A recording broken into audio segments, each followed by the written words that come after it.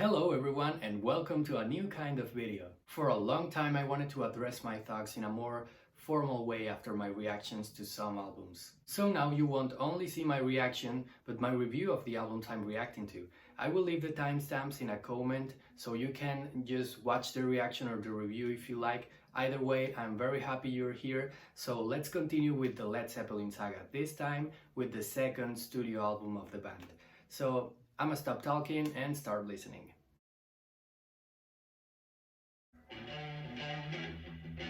Oh yes, I know that riff. I grew up listening to this. How would I never knew this was Led Zeppelin, my god. You need cooling, baby, I'm not fooling.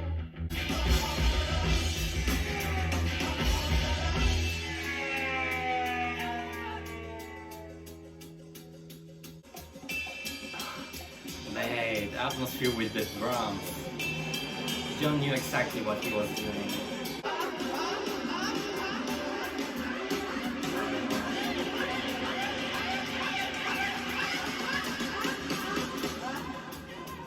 Wow, that's some serious mixing right there.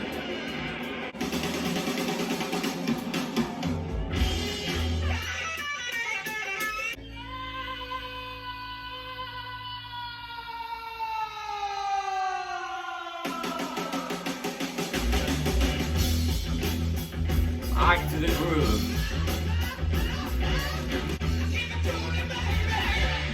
I just love how the band is grooving and having fun and just having this amazing chemistry.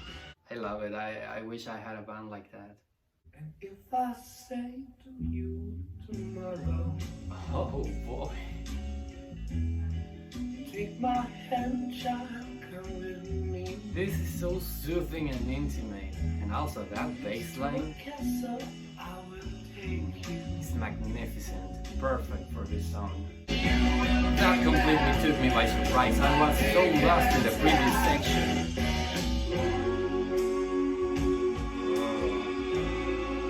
Oh damn, those harmonies. I will learn that bass line, I promise. Is there what should be? I can't believe it's been said away, leave the day way up high in the sky.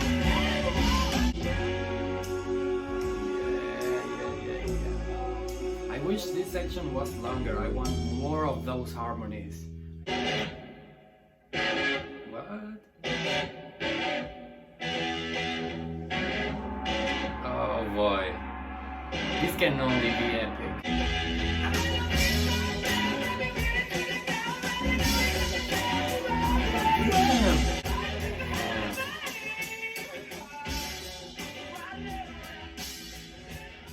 That song was such a ride. So many different sections and emotions in the same 4 minutes.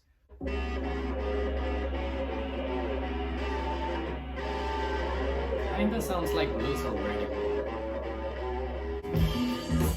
Oh damn! I'm enjoying very much the bass work on this album so far.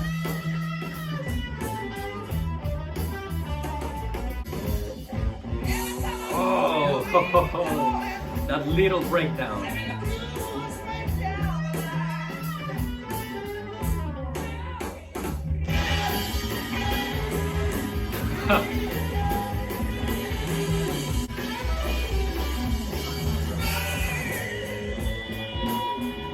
Oh boy, what a trip. No, seriously.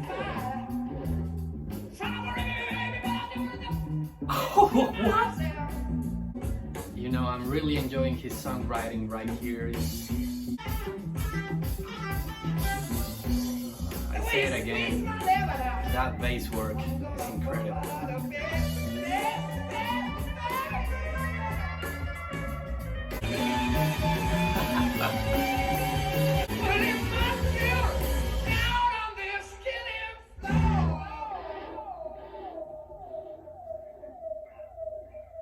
I really lost myself in the music with that one.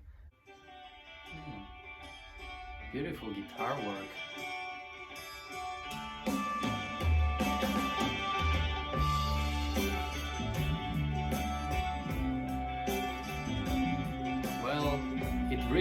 sounds like they're saying thank you.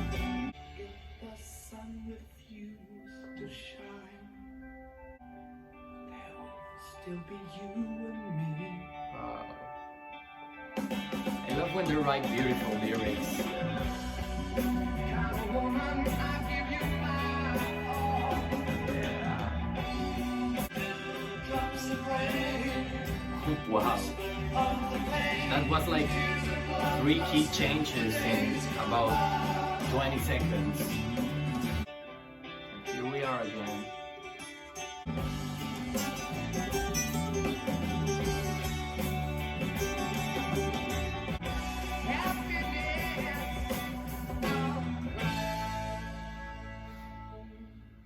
If the sun refused to shine,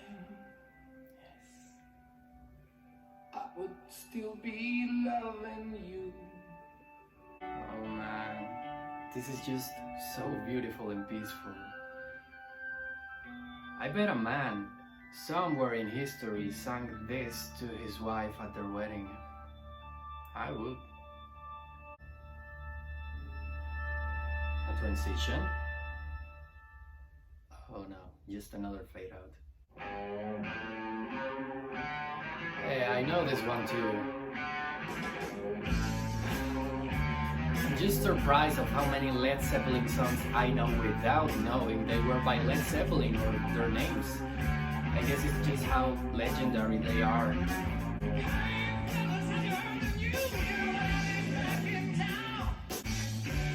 Oh damn. I really got caught in the lyrics there. It's a good story. I don't care what the people say. I know where that job was at.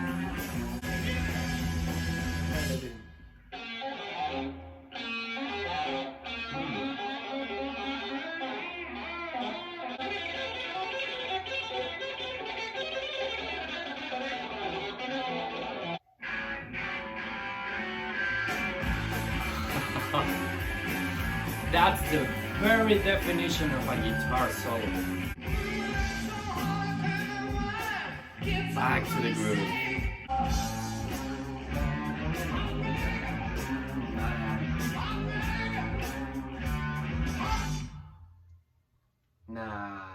Nah. Oh, come on. I was enjoying it. With a purple umbrella and a 50 hand. Yeah, little rock and roll energy. I needed this. The solo. No song is complete without it.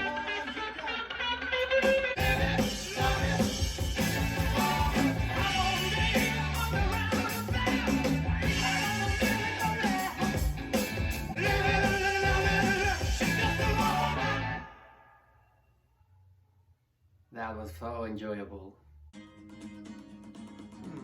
Back to the acoustic guitar. Oh boy. The bass work of John Paul Jones here is so natural, so refreshing.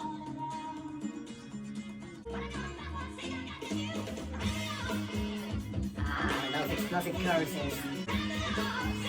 You know, I'm noticing very characteristic dynamics on Led Zeppelin's music that I will discuss later, but they are pretty interesting. I haven't heard any other band doing that kind of stuff.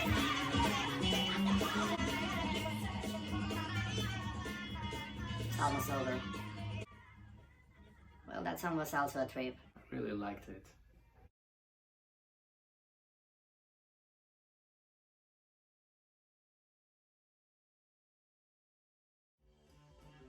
Oh man, whiplash my ass. John is the man.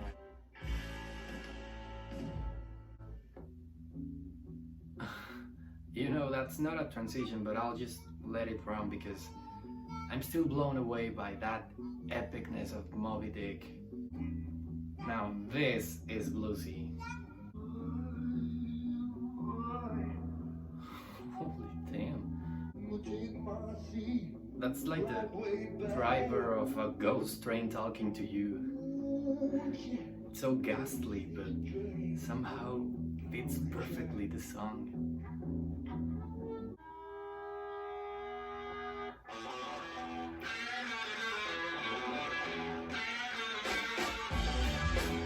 like two songs in one.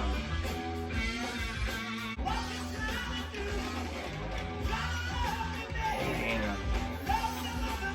This is the epic finale. We are here. Let's just enjoy it. I can feel that energy.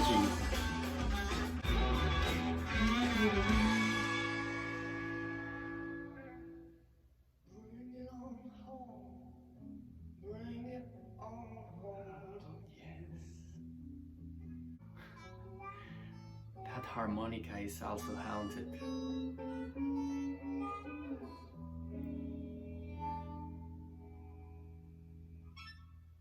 Oh boy, perfect finale for such a record.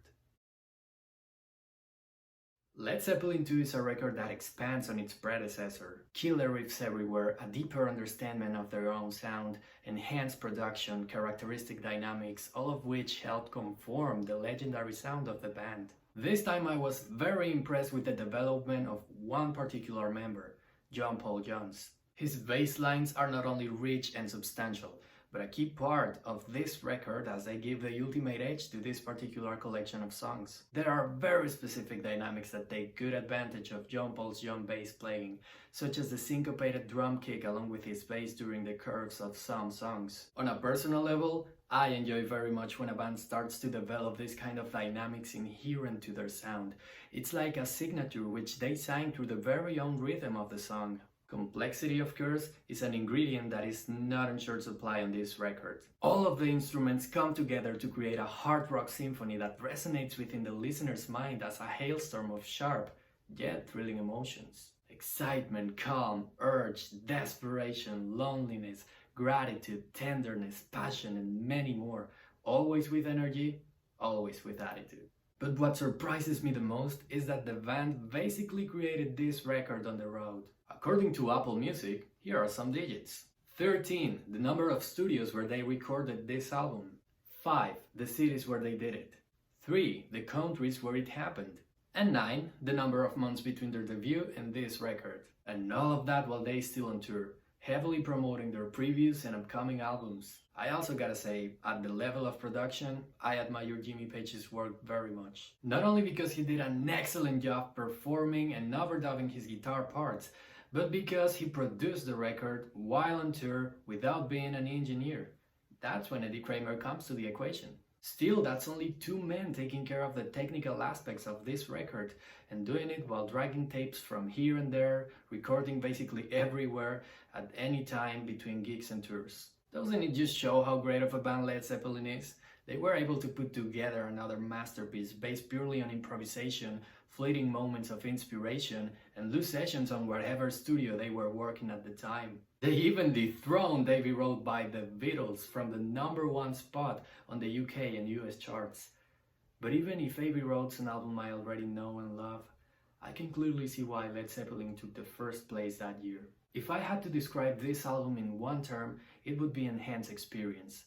So my final verdict for it is a huge I'm gonna get it on vinyl, since it's the way it is intended to be listened. And so, that's my humble opinion of the album. I hope you found this insightful / entertained, since I know you're a die-hard Led Zeppelin fan and you probably knew everything I just said. But still, this is my way of discovering new music and giving it the rightful thoughts it deserves. So, that's all for today. Thank you so much for watching. If you like what you see, please subscribe, leave a comment, a like, or nothing. I'm just happy with you sticking around. I'm Tony Whitburn, and I'll see you in the next one.